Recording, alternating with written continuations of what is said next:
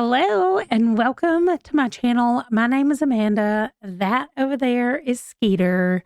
I tilted the camera down a little bit to look at her, and she's just so cute over there. She's actually snoring. So hopefully you can't hear her because she's very loud. Anyway, okay, I am going to wrap up March. I'm mostly going to talk about the books I read in the second half of the month, which is 11 books. My lowest rating was just a 3, and my highest rating was a 4.5. I had so many 4.5s, y'all. Last time in the first half of the month, I had 2 5-stars. Now, this time in the second half, I have 6 4.5 stars. 6 of them. 4 4-stars, 1 3-star. We're going to start with the 1 3-star. Shamrock and Second Chances. I'm going to have to put it above Skeeter's head so you can see the book, but I read this book because I was doing the TBR quest game from Kim's channel, and we had to read our least favorite trope. And I said my least favorite trope was second chance romance. And somebody else said that was theirs as well. And she suggested that we read this book. It is 92 pages. No, I'm sorry, 96 pages. And I said, okay, I'm in for that because I need something short that I can finish before April. So we read it and I gave it 3 stars. It was not great, but whatever. It was what it was. It was a fairy fae story. It was supposed to be a cozy fae fantasy romance. It was basic, I guess. And I don't remember anything about it. And I finished it about 5-6 days ago, something like that. So if that tells you anything about it, not memorable. Okay, let's go to my 4 stars. The first one is Finley Donovan Digs Her Own Grave. This, I really liked. This is the 5th one, the newest one that just came out. I have a rocky relationship with Finley. Sometimes I love her and sometimes I hate her. Actually, you know what? I don't know that I've ever loved her. I also don't know that I've ever hated her. I really did not like her in the first 2 books. I started to like her a little bit more in book 3 and 4. The Police Academy, Going to the Academy, was my favorite, hands down my favorite book so far. However, in this book, we got that big moment where I said, finally, Finley, like finally you have done what I have been wanting you to do since book 2. And so that was very satisfying. And that made me like it a lot more because of that. So 4 stars, Finley Donovan. Next 4-star, Lethal Bayou Beauty, which is book number 2 in the Misfortune Mystery series. I want to say this was a member pick from one of you guys, but starting in April, I'm going to be doing members only vlogs of the member picks. So I'll know for sure if it's a member pick or not, but I think this one was. And I read the first book and loved it. This was book 2, still more of the same. The side characters in this are the best, although I do like our main character, but unlike Finley, in the Finley Donovan series, the side characters are carrying that series for me. In this series, everybody stands on their own, and I really, really enjoy it. I kind of wish that the romance would be a little less dragged out, but I know what I'm getting into with these cozy mysteries, so it's okay. The old ladies make up for it. So that one was really good. Lethal Bayou Beauty. I really enjoyed it. If you have not read those and you're wanting to get into cozy mystery, I definitely recommend it. And I think the audio narrator does a fantastic job. Next 4-star, The Pumpkin Spice Cafe. Was this on my TBR? Anybody's asking? No, it was not. I read this in the last couple of days of the month because I did not want to read anything else that was on my list. I had like 4 books on there. Really, I only had 2 audiobooks. And I was like, I don't want to do those. So I had a little look through my Libby to see what romance was available. And this one was right at the top. And I was like, yes, I will. Thank you so much. I really enjoyed it. It's just a basic romance. It was a little bit insta-lovey. I did go look at some of the comments and people were like, oh, they fell in love so fast. Here's what I'm here to tell you. The reason books are written about that is because sometimes that's what happens. So you guys have met my husband. If you missed him being a complete dork and talking about J.R.R. Tolkien, I will link that video up here. Anyway, you've met him. And he and I met on Halloween It might not have been exactly Halloween night, but I want to say that it was. We were at a Halloween event anyway in college. I was 20 years old. He was 21 years old. Maybe I was 21 and he was 22. Anyway, that was a long time ago, y'all. Anyway, that was Halloween night. We met. And I said, hey, a bunch of people are coming to hang out at my house and watch movies this weekend. Do you want to come? I knew what I was asking. He was like, oh, he wanted to come to talk to my roommate. Okay, that's fine. Whatever. My roommate was not there and he showed up for movies that Friday. And that was the first time we kissed. Then Christmas was the first time we said, I love you. Then Easter, he proposed to me. Then July 10th, we got married, 1999. So I met him Halloween night, 1998, which means I was 21 now that I'm doing the math. And I turned 22 in June and we got married in July. And we have been married almost 26 years. So I'm just saying the reason that it's in some of those books is because sometimes it happens like that. So y'all stop hating on the Insta love people. Okay, I'm just kidding. Sometimes, I mean, I'm not kidding. All that really did happen. But sometimes I don't like the Insta lovey stuff either because it seems too fast. And a lot of people probably thought that we were moving too fast, but whatever. Anyway, the Pumpkin Spice Cafe got 4 stars from me. Then next was Clockwork Boys. And this one is a T. Kingfisher book. And I didn't know that there was like this steampunk T. Kingfisher. And I was like, wait, I want to do that. And I already owned it on Chirp. So I went through the books that I owned because, again, I had 2 days to kill before the month was over and I didn't know what to do or what to read. Well, there are 2 books in the Clocktor War series. And so I was like, okay, great. Let me read those. Well, I read the first book. I'm still in the second book, which I'm listening to a little bit today, but it's the last day of the month. And if I have to push it, I'm just going to wait and finish it later because I cannot read it in April. I have too many things to do in April. So I might finish it today. I don't think so, though. So anyway, that was my other 4-star. I love it. So we met a forger. This woman is a forger, and she is being sent by the crown to figure out what's going on. It's pretty much a suicide mission to figure out what these clockwork boys are. So it's really like clockwork, mechanical, engineered beings that are super big and destroy towns. Like they're leveling towns in this fantasy world that it's set in. And so she is supposed to gather some people and go on this quest. And there's 4 of them now. There's her, there's an assassin that they have a past. There's a paladin who is possessed by a demon and went on a killing spree while he was possessed. But because he's a paladin, like he's got all these feelings about it. So that's there. Also, the demon has been killed, but is still somehow entwined with his soul.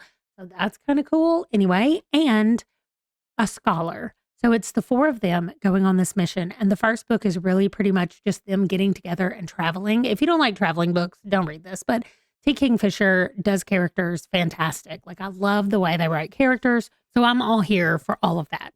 And I'm really enjoying it. And the first book got 4 stars. The second book I'm liking even more because it's more action so far than the first book was. So those are all my 4 stars. Now we're talking about the 4.5 stars, starting off with Vera Wong's Unsolicited Advice for Murderers. Y'all, I fell in love with this woman immediately in this book. I'm still not sure why I haven't given it 5 stars. And honestly, it's because I think at times she is a caricature of a person. And maybe that is what was feeling just a little bit off to me. But you know what? I don't have anybody like Vera Wong in my life. So maybe there are people that act like that and I just don't know. And it feels kind of like a stereotype. So, but it was fantastic. 4.5 stars. I am already getting the next book. I can wait. So I'll be reading the next book as soon as I can. Then my next 4.5 star was one of my Lady Hardcastle mysteries. And I don't even know what to say anymore. This is book number 10. So I definitely can't tell you anything other than saying that Lady Hardcastle and Flo are just 2 of the best characters. I love reading about them.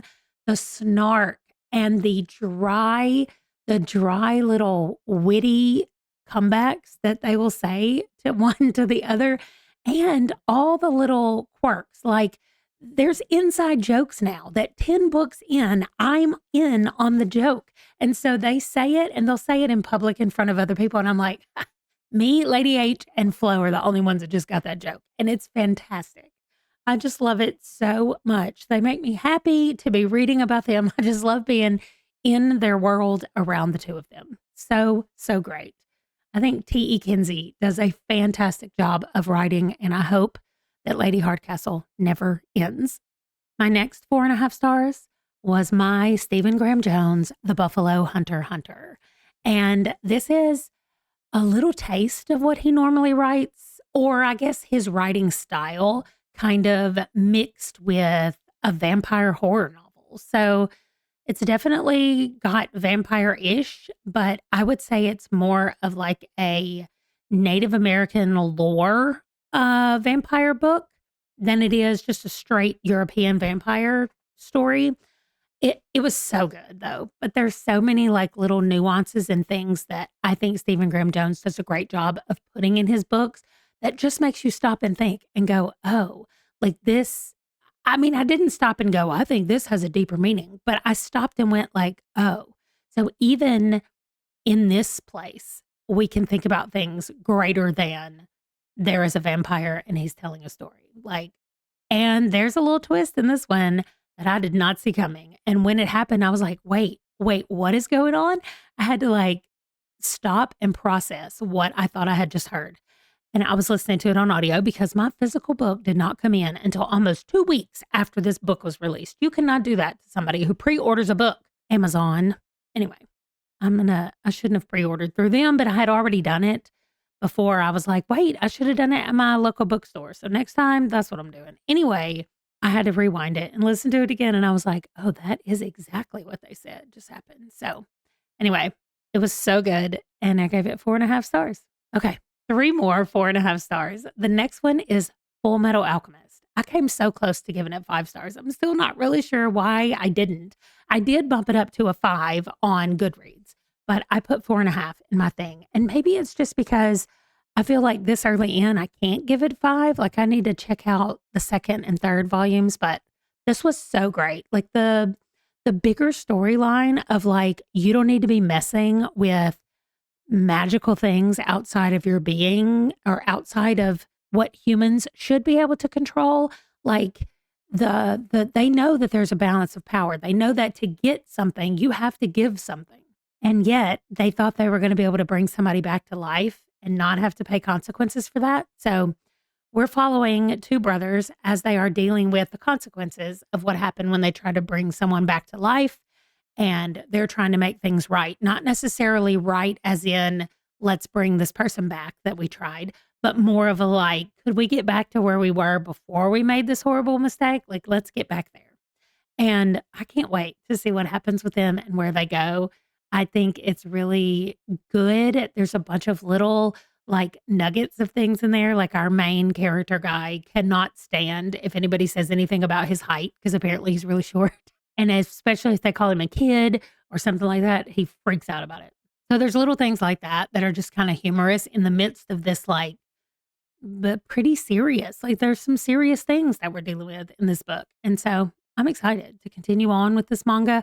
I have not read it before, but there's a coworker of mine, she and her husband have. And so I was chatting with them about it a little bit after I finished the first volume, and I really enjoyed it. Like I'm hooked and I will be reading more. Then I read Game On. Y'all, this has been on my TBR for the last 3 months. And I was like, yeah, let me go get that one and I'll listen to that one and see what I think about it. This was so, so good. So we have a guy who makes video games and he owns a video game company. And there is a person who has commented and said, like, listen, you do not have representation in your game. You don't have representation of Black women in your game. You do. And here's like what's going on. Like she called out all kinds of stuff that they were doing and that they were not doing. And he had gotten so high up in the company, like it's his company, he started it, but he has so many employees under him that the actual like coding and stuff for the games was being done by other people. And so they were hiding things in the game that even he didn't know about. And so he really wants to get to the bottom of this and figure out what's going on. And at the same time, he does want to include more diversity and trying to make the games more playable by neurodivergent people.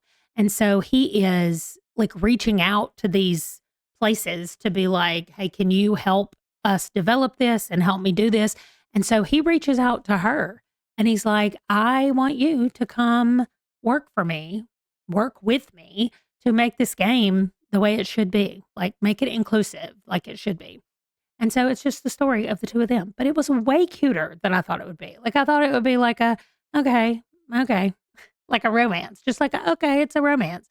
But it was so much better than that. I haven't read a Ceresia Glass book before, but I am definitely going to go find more of them to read. Okay. And is that it? That is all. That was my last 4.5 stars.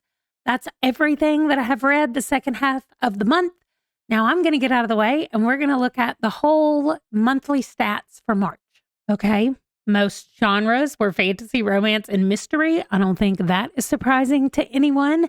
I did have a thriller, a horror, a sci-fi, and a historical fiction on top of all of the rest of those.